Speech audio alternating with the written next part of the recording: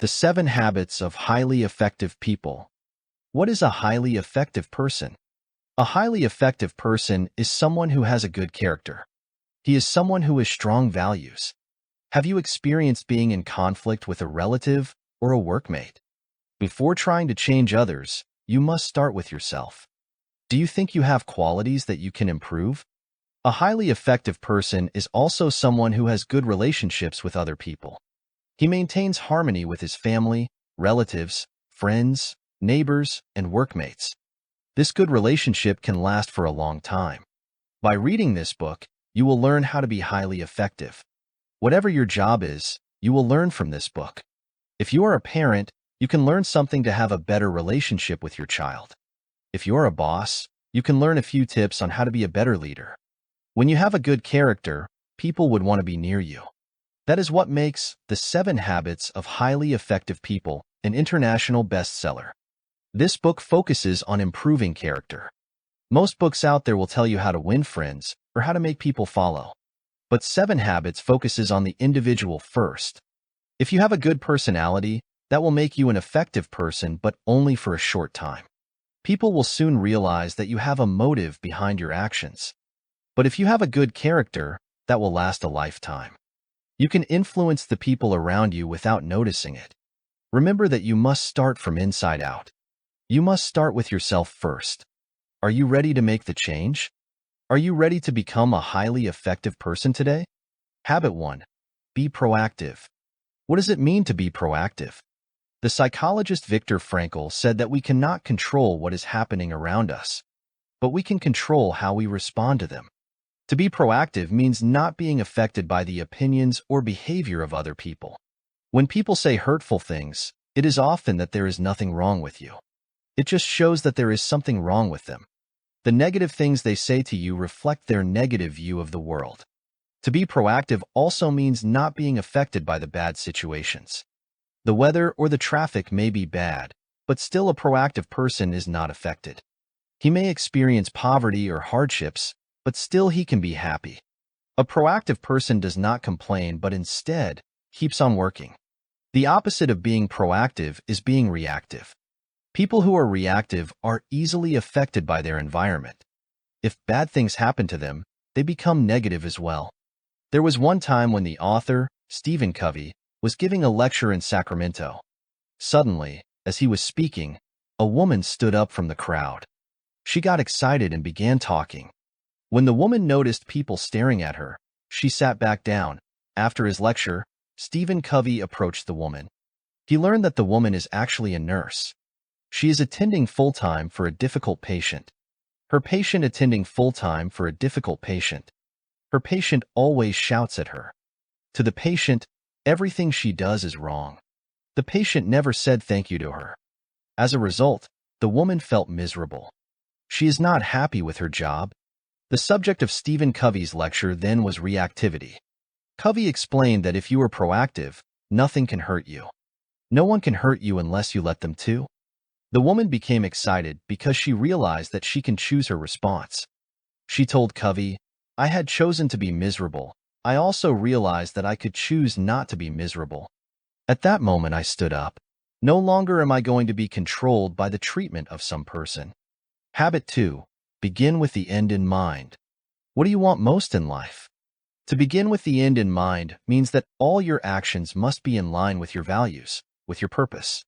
You must know your destination so that each step you take will be towards it. We are often caught up in many problems and concerns every day. The challenges of life make us forget what truly matters. For example, you need to provide for your children. But as you work hard and make a living, you forget to spend time with them. You forget that more than the material things, they need your love and support.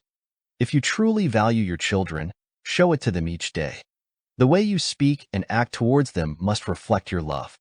The same goes with your parents and other people who mean so much to you. Begin with the end in mind means knowing what is really valuable to you. It can be your loved ones. It can also be the principles that you believe in. If you are busy doing something that is not according to your principles, then you are being ineffective as a person. Imagine that you are building a house. Before getting the tools, what you must do first is to plan everything. If you have kids, Every space in the house must be child-friendly. If you love to cook, you might want to upgrade the kitchen. Your blueprint must be clear before you make any move. If your house is not planned well, it will not be constructed properly. In the end, you will only spend more money doing repairs. Everything in life needs planning. That is how you begin with the end in mind. Think of what you will do first. Make sure that it fits with your values. Do you value honesty? Do you value respect? Begin your day by remembering them. Hold your values firmly. This is so that whatever challenge you face, all your actions will be according to those values. Habit 3. Put first things first. Put first things first is not only about time management. It is about self-management. As humans, we are self-aware. That makes us superior to all living things. We have the ability to evaluate ourselves, to know what we are doing wrong so we can change it. When we have many things to do, the best move is to set priorities. Some people have planners to help them remember. Others have to-do lists and boards to remind them. But still, there are times when we are not able to accomplish our priority task. When you fail to meet your priorities, the problem is not lack of self-discipline. The true reason is that you did not put that priority in your heart and mind. What makes it your top priority? Why is it important to you? Think about it. This will motivate you more. The challenge is not to manage time, but to manage ourselves. Put first things first means following your priorities. It also means learning to say no. If you have many things to do, learn to say no to tasks that are not part of your priority. For example, Sandra was asked to be a chairman of a community project. She is already committed to more important tasks. However, she felt pressured to say yes. Sandra called her neighbor Connie to ask if she also wants to join the project. Connie listened as Sandra talked. But Connie said, "Sandra, that sounds like a wonderful project. For a number of reasons, I won't be participating myself, but I want you to know how much I appreciate your invitation." Afterwards, Sandra thought that she should have done what Connie did. She should have politely said no when she was asked to be the chairman. The project is good for the community. But Connie knows her top priorities. She has more important tasks to do. And so, she had the courage to politely say no. If you plant that priority in your mind and heart, it is easier for you to say no to other things. It will also be easier for you to accomplish. More than self-discipline, you must have that willpower to put first things first. Habit 4. Think win-win. Win-win is a solution that benefits you and also the person you are interacting with. In any issue you have with your family or workmate, you must settle for a solution that is good for everyone. Win-win is the best solution. If somebody wins and the other loses, that will not foster a good and lasting relationship. Imagine that you have a disagreement with your colleague. What you must do is to talk about the problem.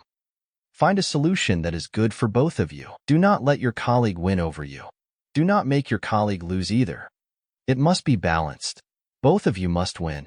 In this way, you and your colleague will have cooperation. You can work as a team. That is more effective than competing with each other. Now, imagine that you are the boss. If you have a disagreement with one of your employees, it is logical. He wants to keep his job. As the boss, you will win the argument. But, in the long run, you will lose. That is because your employee will not be motivated. He will not be productive. It would be better to compromise. Even if you are the boss, it will be better not to use your position. You can get more out of your employees if they are happy. If you settle for a win-win situation, your employees will be more effective. It will be good for your company. Plus, you do not need to hire and train once again. Win-win does not only apply in the workplace. It is applicable to all kinds of relationship. Whether you have a disagreement with your partner, your children, your friend, or your neighbor, it is better to think win-win. You will find that there will be more love and trust in your relationships. Habit 5. Seek first to understand, then to be understood. When was the last time someone shared to you their problems? Did you listen carefully? Did you understand what they feel before giving advice? Seek first to understand, then to be understood is about good communication. We communicate through writing, reading, speaking, and listening. As children, we spend years on learning how to write, read, and speak. But there is no equal training for good listening. The best way to communicate with others is to first listen to what they are saying. Good listening is when you put yourself in that person's situation. You see the problem the way that person does. You do not listen so that you have something to reply to that person. You listen so that you will understand how that person feels. You listen so that you can give good advice and truly help that person. Once, there was a man who went to an optometrist. He was having troubles with his vision. The man told the optometrist that he cannot see clearly. What the optometrist did was to give the man his own glasses. The optometrist said, "Put these on. I've worn this pair of glasses for 10 years now, and they've really helped me. I have an extra pair at home. You can wear these." The man wore the glasses, but they only made his vision worse. "They work great for me. Try harder," the optometrist told him. So the man tried, but still, the optometrist's glasses don't work for him. The man still cannot see things clearly. The optometrist told him to just think positively. The man replied, "Okay, I positively can't see a thing." It made the optometrist upset. After all, he is just trying to help the man. The optometrist thought that the man is being ungrateful. Sometimes, we are like the optometrist. We just say, "I've been there," or "take my advice."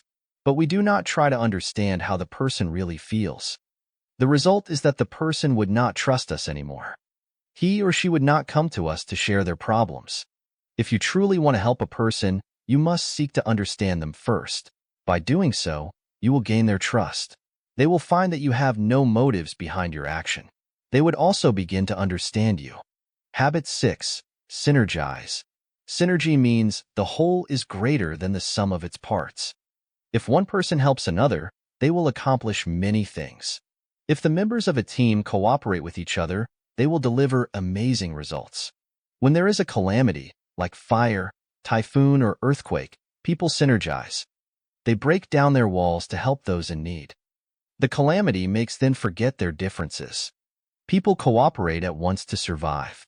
Synergy also means cooperation or collaboration.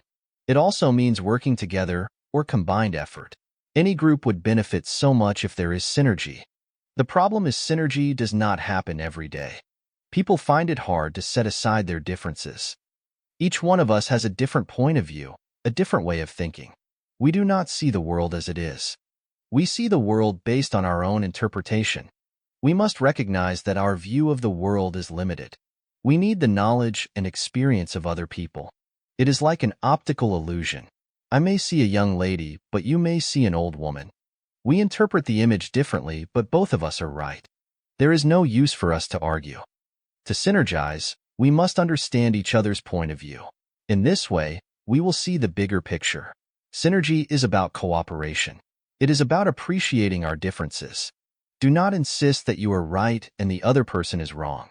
Try to see things in that person's perspective. It will increase your knowledge. That is a better alternative than arguing. When you appreciate the views of other people, you can work with them. You can cooperate with them. And together, you can create so much more. Habit 7. Sharpen the saw. To sharpen the saw means to sharpen your biggest asset. And that is your own self. You must renew yourself regularly. You must do it in all the aspects of your life, meaning physically, spiritually, mentally, socially, and emotionally. You can renew yourself physically by doing regular exercise. You do not have to go to the gym or buy expensive equipment. You can do simple exercises at home. You can also run, jog, or rapid walk every morning. If you do not have any form of exercise, you can start slow. Day by day, you will feel your body improve. The spirit needs to be renewed as well. There are times when we feel burned out. We feel tired from the challenges of every day. What we must do is to get inspiration. You may find inspiration by praying, listening to music, reading a book, or being with nature. It depends on you, on what makes your spirit feel renewed. It is also important to take a break, to give yourself some time for reflection. When we were young, our mind always gets its own exercise. But when we finish school, we rarely read a book anymore or learn something new. But learning must not stop at school. We can still choose to educate ourselves. Try to learn new things other than the normal tasks you do at work. Challenge yourself to finish at least read one book per month. Our social and emotional aspects are closely related to each other. This is because we derive our emotions from our social interactions. Every day, you have the opportunity to improve your relationships with other people. Earn thy neighbor's love. You can live a long and happy life if you are kind to others. Imagine that you were a man sawing down a small tree. You notice that the man is very exhausted. You ask him how long he has been doing it. The man answered, "Over 5 hours and I'm beat." This is hard work. You suggest to the man that maybe he can take a few minutes break. Maybe he should try to sharpen the saw. "I'm sure it would go a lot faster," you added. But the man declined. He told you that he is very busy sawing. He does not have time. In order to cut effectively, you must sharpen the saw. Likewise, in order to become a more effective person, you must take time to renew yourself. You already possess the tools you need in life. They are your body, spirit, mind, and soul. Like a saw, you must remember to sharpen them. Conclusion. You learn the 7 habits of highly effective people. Habit 1 is be proactive. Habit 2 is begin with the end in mind. Habit 3 is put first things first. Habit 4 is think win-win. Habit 5 is seek first to understand, then to be understood. Habit 6 is synergize. Lastly, habit 7 is sharpen the saw. Habits 1, 2, and 3 will help you improve your character. Habits 4, 5, and 6 will help you improve your relationships with other people. Lastly, habit 7 will help you keep these good qualities for life. Now, you must try to apply what you have learned every day. Whenever you are in a bad situation, choose to be proactive. Whenever you are in a conflict with anyone, choose the win-win solution. If you do something repeatedly, it is only then that it will become a habit. As Aristotle said, we are what we repeatedly do. Excellence, then, is not an act, but a habit.